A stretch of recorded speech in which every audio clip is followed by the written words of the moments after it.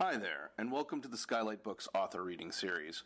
If you'd like to learn more about us and our many upcoming author events, please visit skylightbooks.com, where you can browse our inventory, buy books, and join our Friends with Benefits Club. You can also follow us on Twitter, Tumblr, and Facebook. To speak to a real live bookseller like me, please call 323-660-1175. Thanks for your support, and enjoy. The Bird King is a jubilant story that challenges us to consider what true love is and the price of freedom at a time when the West and the Muslim world were not yet separate. G. Willow Wilson is the author of the critically acclaimed novel Alif the Unseen, the memoir The Butterfly Mosque, and the graphic novels Cairo, Air, and Vixen. She co-created the celebrated comic series Ms. Marvel, starring Kamala Khan, winner of the 2015 Hugo Award for Best Graphic Story, and recently debuted as writer of the Wonder Woman comics. She currently lives in Seattle. We're delighted to have G. Willow Wilson with us this evening, so please help me and join me in giving her a warm welcome.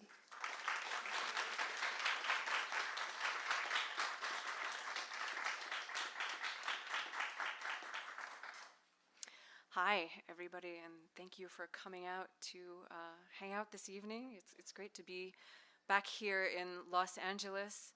Last time I was in this very room, I was here for, it must have been for Alif the Unseen, and I was massively pregnant. So it's nice to be back here and not be pregnant. Gives one a sort of clarity about things. But it's a really lovely store. It clearly has a lovely community attached to it. And as I was chatting in the back before the event, I was saying how much fun it is for me when I am on tour to see how bookstores in different cities cultivate community and how they each have their own unique personality reflecting the personality of the neighborhood and the city that they serve. So it's a real treat for me.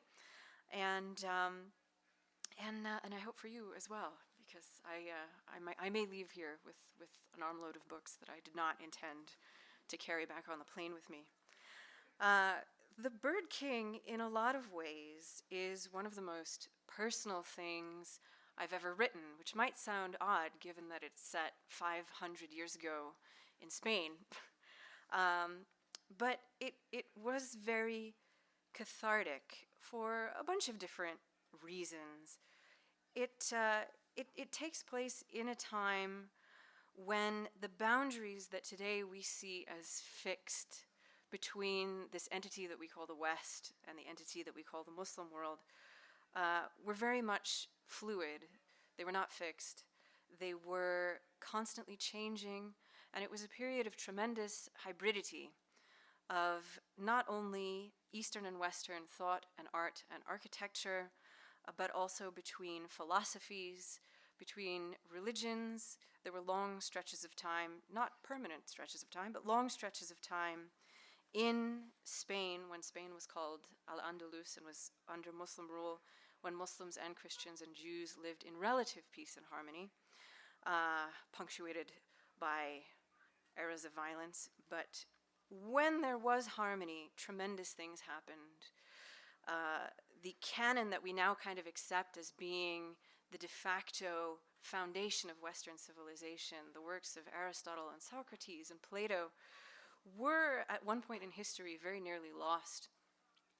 And it was during this era, during sort of the height of Al-Andalus and the translation schools that were popular there, that these works were translated from Greek and Latin into Arabic and into Spanish and then into other Western languages.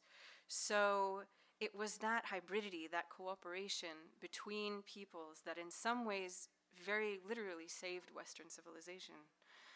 And it feels personal to me because of who I am and the choices that I've made. I get asked a lot to choose. I get called things occasionally on the internets, like traitor or pervert occasionally, because now we sort of perceive these two entities, Islam and the West, as being separate, having always been separate, as representing fundamentally different ideals, as being incompatible with one another. And For me, going back in time to a period when that was not true felt very comforting in a lot of ways. I first became interested in this period of Spanish history and of medieval history in general when a bunch of years ago, well, it couldn't have been that long ago, my family, like probably a lot of yours, heard of this new data collection racket called 23andMe, and said, "Oh, let's all swab our spit and find out where we're from." And there were no big surprises. It was not one of those situations that you occasionally hear of where grandpa is not grandpa. But we did find something interesting. My mom's side of the family is mostly Italian. They look very Italian. Our great-great-grandparents came through Ellis Island, and we sort of know their story. That's kind of settled history in our family.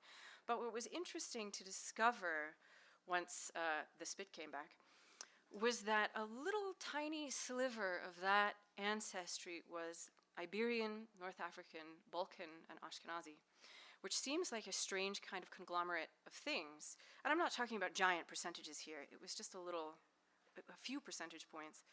But I immediately thought, aha, I know what that is. And it's quite common for people who have ancestry along the northern Mediterranean to have that little bit of Andalusian ancestry, because after the beginning of the Inquisition, when Iberian Jews and Muslims were given the choice of to convert or flee or to give up their property, many of them went to it was not called Italy at that time, but the Italian city-states and other ports along the northern Mediterranean. So it's fairly common to have that little slice of ancestry of those people who left Spain at that time. So, it was really, it wasn't a huge deal, except that for me, it was almost a way back. It was sort of a little message saying that maybe those things that you think of as being fundamentally separate aren't so separate after all. Maybe within us we have that intermingling of ideas and of worlds, and that these words like traitor and pervert's a weird one, and we can get into that in the question and answer if you're curious as to how that comes about. Really, it's just that, I think at some point a bunch of guys got together in a room and decided the exact hem length of freedom, and if you go above that, then you're one kind of pervert, and if you go sort of below that, then you're a different kind of pervert. So it's one of those things. Thank goodness that there are people making these decisions for us so that we don't have to think about it. So it really, writing in this era of history felt like connecting two ends of a line to form a circle, like going back to something and feeling like I could make a connection with things that I had been, that it was not simply a departure from what I loved, but also a returning. This is a story fundamentally about two friends, Fatima, who gets to Al-Andalus through sort of interesting and complex ways.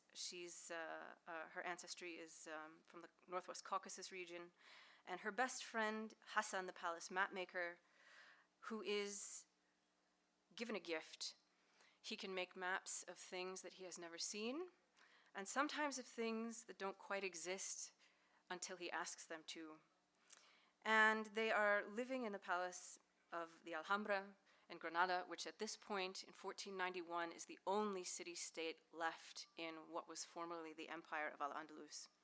And everyone in the palace at this point knows that this is the last summer of the Empire of Al-Andalus, and it is only a matter of weeks or days before King Ferdinand and Queen Isabella will offer terms of surrender that the Sultan cannot refuse. And so this is sort of the atmosphere that is hanging over the palace.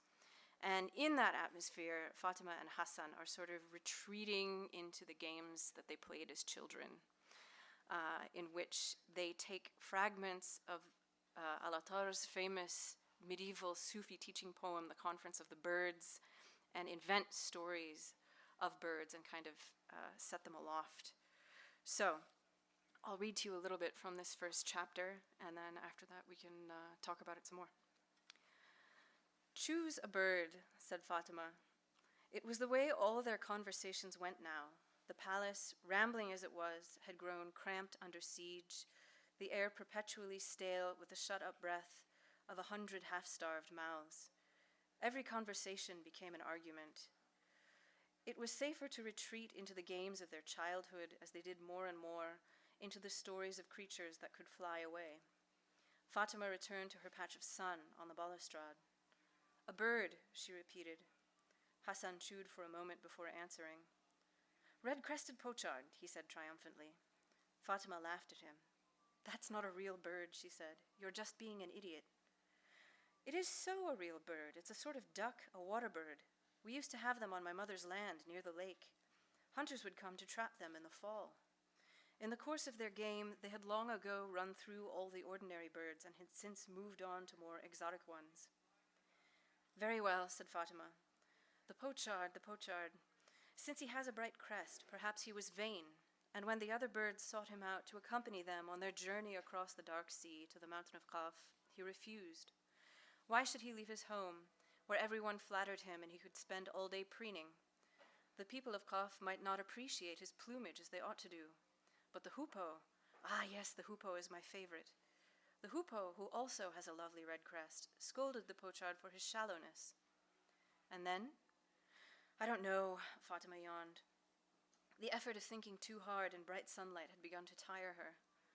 But surely something silly enough to be called a pochard wouldn't survive such a long journey.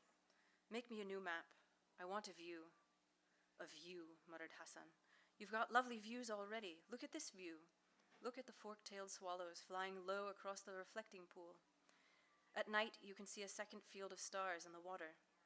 Enjoy it now, Fa, for soon it'll all belong to Castile." "Will you make me a map or not?" she demanded. "Yes, of course I will. A map, a view." Hassan wiped his hands on his coat and sat down at his work table, a low, scuffed oak plank balanced on 2 stacks of books. Fatima knelt beside him. She liked to look at his face while he worked, to see it transformed by the fervent, vacant light that possessed him as his maps took shape. His lips would part in an eager smile, like a child's. There was a bliss about him when he worked and when he prayed that made Fatima wonder whether he knew what it felt like to have one's faith in the goodness of things removed. Fatima herself had never knelt upon a prayer mat except grudgingly. Obedience was demanded of her all day and on many nights. When she was asked to pray, she had no more left in her. Hassan was different. His obedience was always rewarded. Whatever force he called upon in his silent moments always answered him, and though the maidservants might giggle and the undersecretaries scowl when he passed, he did not appear to notice. Hassan was the only person she allowed herself to watch so openly. It gave her a stealthy joy to sit beside him and try to translate the lively conversation between his brows and know he neither minded nor misread her. He saw her looking now and smiled absently, reaching out to stroke her jaw with one finger. He took out a charcoal pencil and whittled it with a small knife, removing a fragment of paper from one of the untidy stacks on his desk. His fingers, the length and suppleness of which almost redeemed his awkward features, moved quickly across the page, defining the right angles of a short hallway, the nautilus shell progression of a flight of stairs. "This is the way you came," said Hassan. His pencil rasped and shed black ash. "This is a door. It leads off the small antechamber in the harem where the washerwoman keeps her baskets and soap. That is the door you want." Fatima teased the map from beneath his fingers and slipped it into the embroidered V at the front of her tunic, against her skin. Hassan watched her and sighed. "You're wasted on me," he said. "Look at you." He took her hands in his and turned her to face the sun. "Look." Fatima smiled. She was not above admiring herself. Her eyes were so black and unflawed that they swallowed the afternoon light without reflecting anything, like a night without stars. They floated in a face whose pallor might make another girl look sickly. There was no high color in her lips or cheeks of the kind the poets praised. Her beauty was something too remote for poetry, a tilting symmetry of jaw and cheekbone and dark brow. Only her hair seemed to be made of anything earthly. It billowed over her shoulders in a mass of sable curls that snapped the teeth of every comb Lady Aisha had ever taken to them. She was the last reminder of a time of prosperity, when pretty girls could be had from Italian merchants for unearthly sums. There had been no money and no victories since. The Nasrid sultans, heirs to the empire of Al-Andalus, to the foothold of Islam in Europe, seemed to have few talents beyond losing the territories won by their forefathers. They preferred beauty to war. They had built the Alhambra, every brightly tiled inch of which represented the life work of some master craftsman. That was all Al-Andalus was now, an empire indoors, a palace, and inside it a garden, and inside that, a beautiful girl. Men would risk their fortunes for an hour with you, said Hassan, letting her arms drop. Other men. You risk your fortune for my company, said Fatima. I love you better than I would love those other men. Hassan leaned back in his chair and rubbed his eyes with charcoal-blackened fingers. You're a good friend to me, Fa. Friends are rare these days, but you've got to be more careful. Laughter carries in the court of myrtles, and a woman's laughter most of all. It may carry all the way to the Sultan's quarters, and then what? Fatima shrugged. The Sultan knows what you are. Still, I'm not supposed to speak to you unchaperoned. It doesn't look proper. And there's a vizier coming in half an hour who wants a map of the Castilian military encampment at Rehana. So, he pressed a kiss into the palm of her hand. Go look at your view. Fatima touched the map beneath her shirt. It crackled under her fingers. What kind of view is it, she asked. Is it very pretty? Is it possible to see the sea from there? Hassan was bent over his work again. The sea is miles and miles to the south across the mountains, he muttered. Not even I can give you a view like that. Fatima left the way she had come. There were no guards posted in the Court of Myrtles, situated as it was near the heart of the palace, away from the bustle and heat of the Mexuar, where the Sultan heard petitions with his viziers and lawyers and secretaries. Yet it was summer, and the black-green bushes for which the courtyard was named were in full bloom, attracting a throng of beardless students set loose from their daily lessons. Fatima could see their skullcaps bobbing above the flowery hedge. She pressed herself against a pillar in the arched colonnade that framed the veranda and held her breath. There was a volley of laughter from among the myrtles. One of the students began to recite his lesson, half singing a few rhymed verses of the Aqidah in an unsteady tenor. Other voices joined his, growing softer as the students drifted away toward the shade of the interior rooms. Fatima pressed her cheek against the tepid stone. The door by which she had entered the courtyard stood nearby. It was not quite closed, so that she would make no noise when she returned. She passed through it on light feet and shut it behind her. The hall was plunged into darkness. She felt her way by memory, breathing the austere reek of dust and disuse, until she came to a meager strip of light on the ground that signaled the door to the harem's antechamber. Here she paused. No noise came from beyond it, no footfall interrupted the light beneath it. Fatima found the latch with her hands and pushed the door open. The antechamber was just as Hassan had described it, though Fatima had trouble imagining why he had ever set foot there himself. Buckets and rags were piled in one whitewashed corner, along with stoppered jugs of vinegar and a tub of congealed soap. An arched passage tiled in blue and gold led to the common room of the harem itself. All these things were familiar. The small door set in the right-hand wall was not. The door was half of Fatima's height and whitewashed, like the walls, a crossbeam cut through it diagonally, giving the impression of a cupboard or closet. She opened it, expecting stacks of bed linen.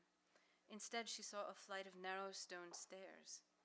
Grinning to herself, Fatima ducked through the door, ascending the steps 2 at a time, pleased by the soft scuffing noise her feet made on the flecked stone.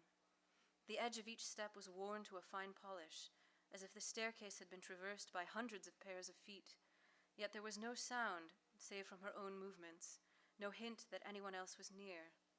There was strong light coming from somewhere. Squinting upward, Fatima thought she saw a window, or perhaps an empty arch. She put one hand on the wall, wide blocks of red-brown stone, in all respects a proper old wall, like all the proper walls of the old palace, and crept along, stepping gingerly on each unknown surface until she reached the top. They ended in a sort of parapet, a small, square tower room with a narrow window in each wall. Fatima picked one and stuck her head out. She was greeted by a blast of wind. It smelled of dry hay and cold water. The summer heat would not last much longer. Fatima took several deep breaths, enjoying her own dizziness, blinking in the sharp-shadowed afternoon as the objects below her resolved themselves. She was in a southeast corner of the palace. Her window overlooked the low roof of the Mexuar and the wide lawn beyond, burned yellow now, as it always was by summer's end. The hills spilled away beneath it, cloaked in dark elms, tapering off at the smoke-clad Medina in the valley below. There were the red-tiled roofs of villas, the cramped knot of houses that formed the Juderia. She could see tiny green squares of garden in innumerable courtyards, and below these, in the lap of the valley, the shallow river that supplied them. In the distance, where the ground flattened out, there was the wide plain of the Vega de Granada, smudged here and there with the plumes of smoke and dotted with skeletal remains of siege engines. Beyond these human outworks were the shoulders of the mountains that receded south in a humid haze, as ambivalent toward their Catholic rulers as they had been toward their Muslim ones, their pelt of pines and grasses unfurling toward a pale and factionless sky. They ended in nothing, for Fatima's knowledge of the world did not extend as far as the sea. Yet standing there, she thought she detected the faint, damp scent of salt carried on the wind from the south. Hassan had tried his best. Fatima pulled her head back inside with a feeling of regret. Lady Aisha had undoubtedly awoken by now and gone to bathe. Her bondswoman's absence would be noted. She turned away from the window and hurried down the echoless stairs, her footfall landing strangely in her ears, emphatic like a kind of speech. At the bottom, she lifted the latch on the little unassuming door and passed through, shutting it behind her as softly as she could. She stood on tiptoe in the antechamber with Hassan's map in her hands. If she misplaced it, she would forget. The location of the door would grow indistinct in her memory, and she would confuse it with other doors that led to other rooms. She had, on occasion, attempted to find her way back to the places Hassan marked for her without a map, and inevitably got herself turned around, or found familiar rooms rendered suddenly alien. It was unpleasant to be lost in your own house. She did not intend to repeat the experience. Fatima folded the map and tore it along the crease, then folded it and tore it again, until she was left with a pile of tiny fragments. These she let flutter to the ground. Straightening, she smoothed her tunic and trousers, setting off down the tiled hallway that led into the harem itself. She did not look back. She knew well enough what she would see. The wall would fold up without a sound, as if it was made of ether, and the door would vanish, leaving no trace of itself, but motes of dust suspended in the light. Thank you.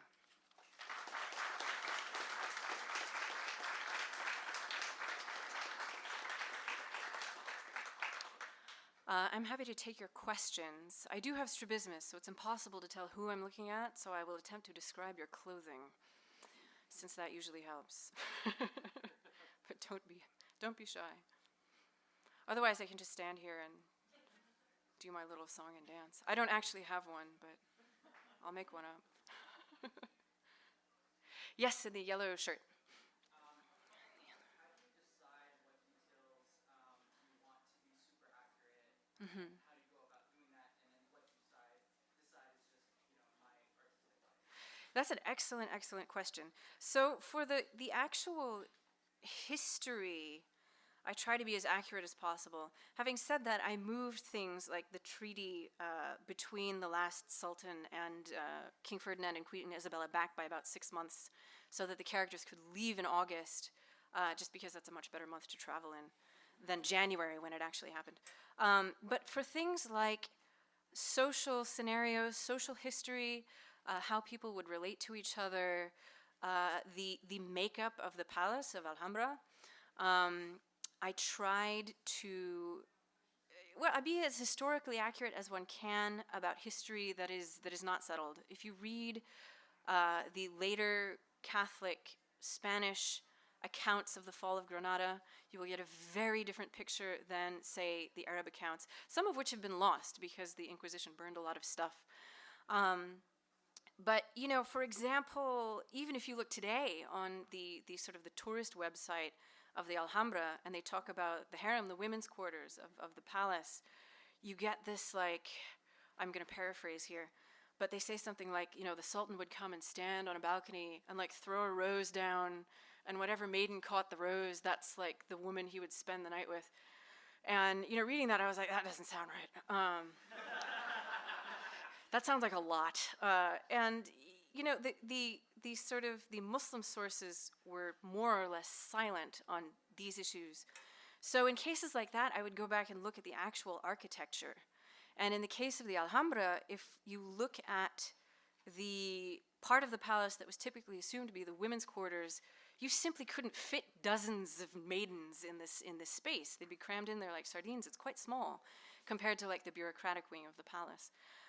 So I made the assumption that the sort of the social setup in the palace would be more like the older Arab models and less like the later Ottoman models, which I assume is sort of where this very flowery kind of exotic view of what life would have been like came from.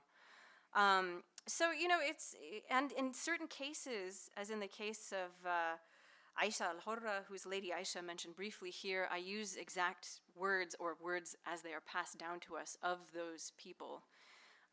Because in some cases their words are recorded. So in the case of Lady Aisha, she has this very biting line that she is said to have spoken as she and her son, the Sultan, are leaving Granada for the last time, when she sort of looks at him and he's weeping, and she says, "You weep like a woman for what you could not defend as a man." And I'm like, ouch.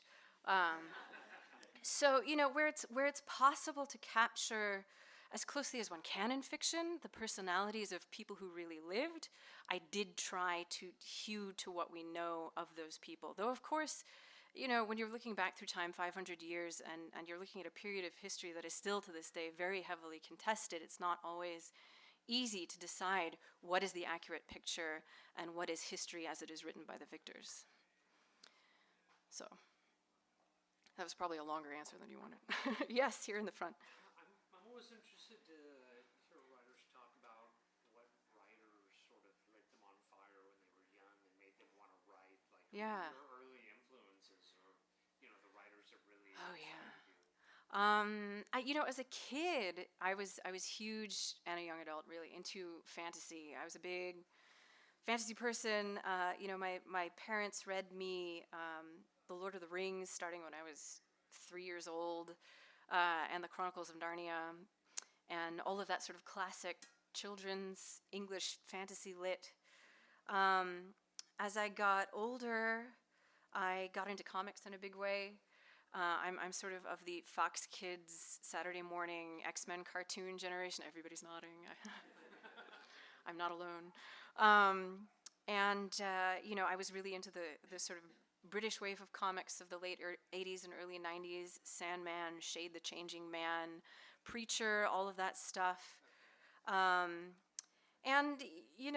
These days I like to sort of read as far outside my wheelhouse as I can, just to kind of stretch myself. So I'll read a lot of nonfiction. I read, a certain amount of history.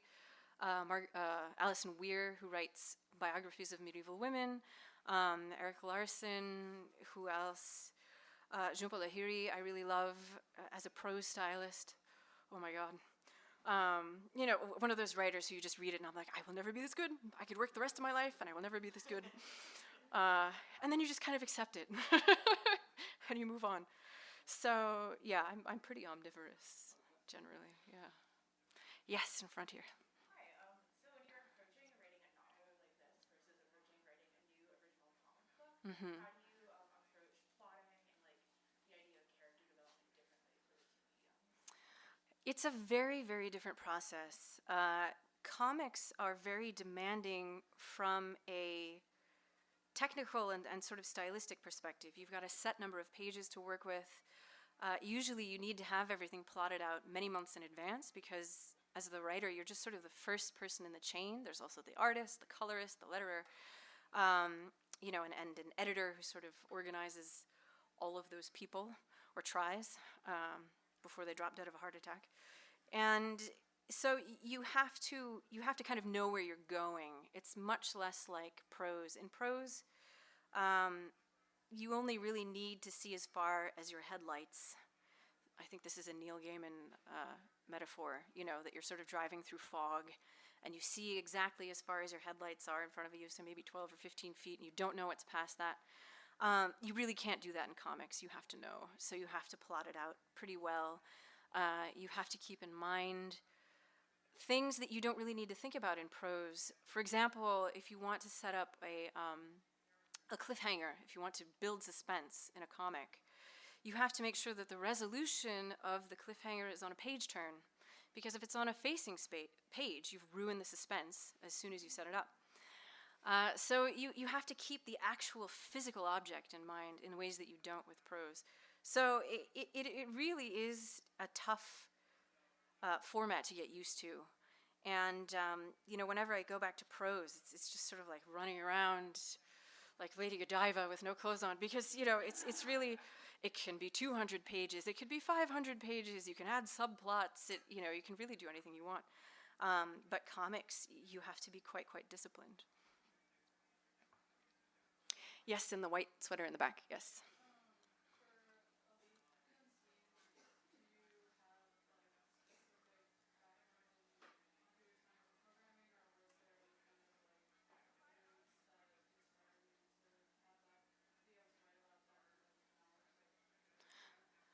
So Alif kind of came out of a couple of different things. I started it when I was living in Cairo after I started what would become it, I should say, after the 2005 presidential elections, or I should say presidential elections. And it was the first time in which people, particularly young people in Egypt and in the broader Middle East, were using the internet to kind of circumvent state censorship. And I had been trying to get Western presses to pay attention to this, that, hey, there's this whole generation of young people in the Middle East who were raised with the internet just kind of like we were, and censorship and sort of digital security has not caught up with them. And so there's a lot going on with bloggers and organizing and all of this stuff that is taking place online. Don't you think we should be paying attention to what these people are doing? And the answer was kind of resounding. They have internet in the Middle East? Wow, I thought that's really unique. Don't they there was, and this was like educated people here in the West. I mean, it was kind of disgusting, to be frank. And so I was like, you know what? Why don't I just write a novel? This is kind of the sad reality, is that oftentimes people are willing to accept ideas in fiction that they are not willing to accept in real life. So I wrote the book. I don't have a real background in computer science, which shows if you do and you read that book, you're like, oh my God. There's bits that will jump out as being fraudulent in the extreme.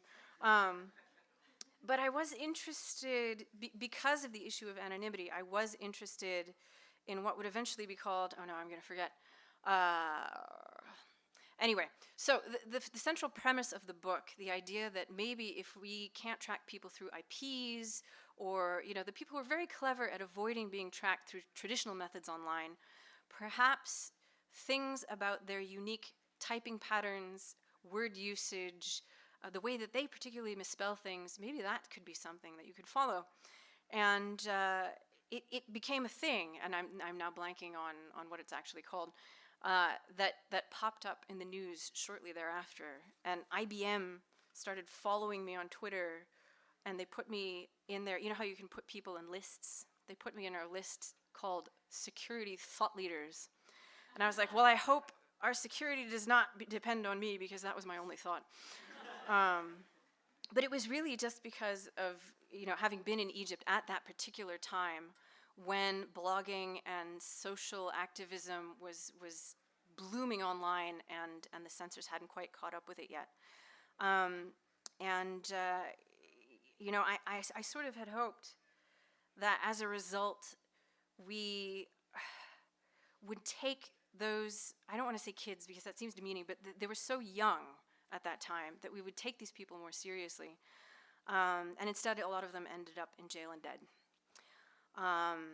which still really bothers me. If we had just caught on earlier and paid attention and not been so caught up in our stereotypes about what happens to people in other countries and what platforms they're using and which ones they aren't, then maybe some of that could have been averted. Anyway, I don't even remember what the original question was. No, I don't really have a computer science background. Sorry. It's been a long tour, and I'm coming down with a cold, and I've taken cold medicine. I don't even remember what kind. So if I start speaking in tongues, I hope you will forgive me. We have time for maybe one or two more. Yes, in the blazer. Was there something in your research of the era that really surprised you? And then, to the analogy of like you only see, you're driving your car, the headlights only see 15 feet in the distance, that forced you or caused you to rethink some plot point or story point that you have in the book to change it in like a completely different direction? That's a good question. The answer is no, simply because, as you'll see, this first part of the book is set very much, well, a lot, largely, within the historical record. But after this, it's going to depart into something much more fantastical and into an imagined landscape and pick up a lot of different people, a very salty Breton monk, and an even saltier genie, and an English laundress, and a doctor from Timbuktu. And that's not a throwaway line, by the way. There was an actual, like, world-renowned medical school in Timbuktu at that time. So, we kind of veer away from the historical record fairly quickly.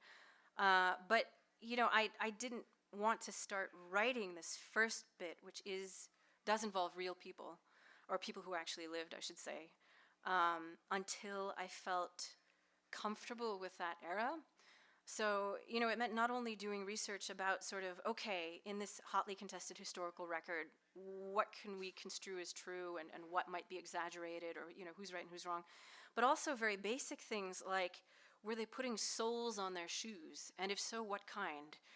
Did they have chimneys yet? Or were they still doing, braziers and fire pits with a hole in the roof? Were they doing mortar between the stones yet? Or was it still just stone on stone?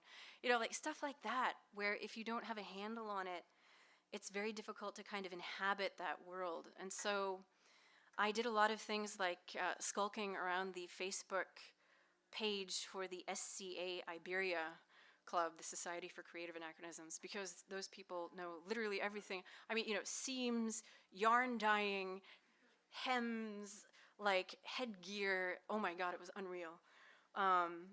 So it was a lot of stuff like that, and as a result, it was a lot of stopping and starting, because I'd get in, and 2 paragraphs later, I'd been like, oh crap, they've got to change their clothes. What am I gonna do?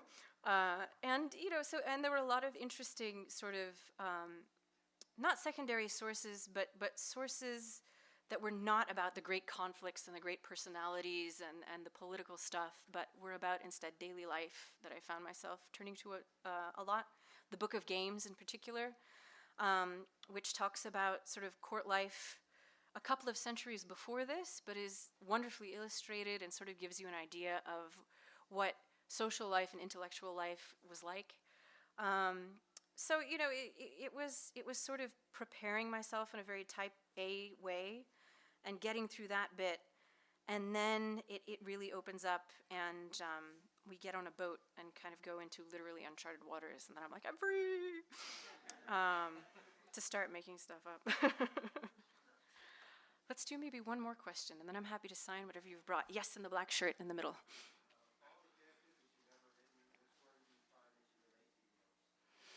Oh, wow. What a good question. Some very smart person, I don't know who, said all art is autobiographical, and I think that's true.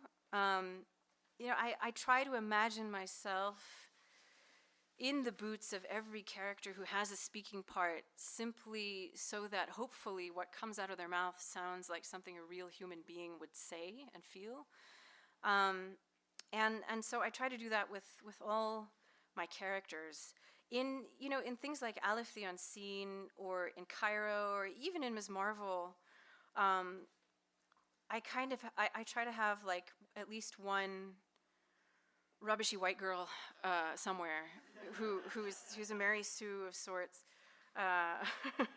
or who at least is sort of me working out my own flaws, or at least sort of showing them in hopefully humorous fashion. In Alif the Unseen, there's a nameless convert. She's just called the convert. She never gets a name. She's just kind of bumming around the Middle East, getting in the way. And when I was on tour for that book, people were like, "Is she you?" And I'm like, "Well, in part, yes. She's some things that I am, and some things that I try really hard not to be." So but each of those characters has to be, in some way, a person that I feel I can write well, that their voice sounds relatable in some way. And even in this case, one of the main characters is an inquisitor. And, I sort of tried. I was like, I'm going to sit down. I'm going to study up about all of these different things, and I'm going to try to put myself in the shoes of this really uniquely horrible person.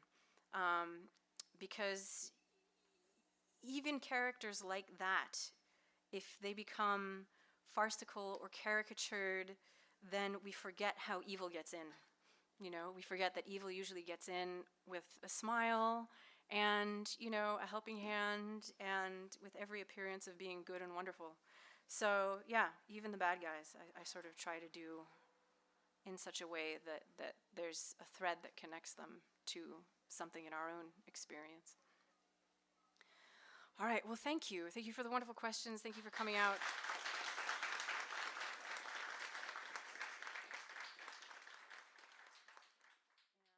You've been listening to the Skylight Books author reading series. Don't forget, you can listen to this and all of our other great podcasts at skylightbooks.com. Thanks again for stopping by, and we hope to see you soon.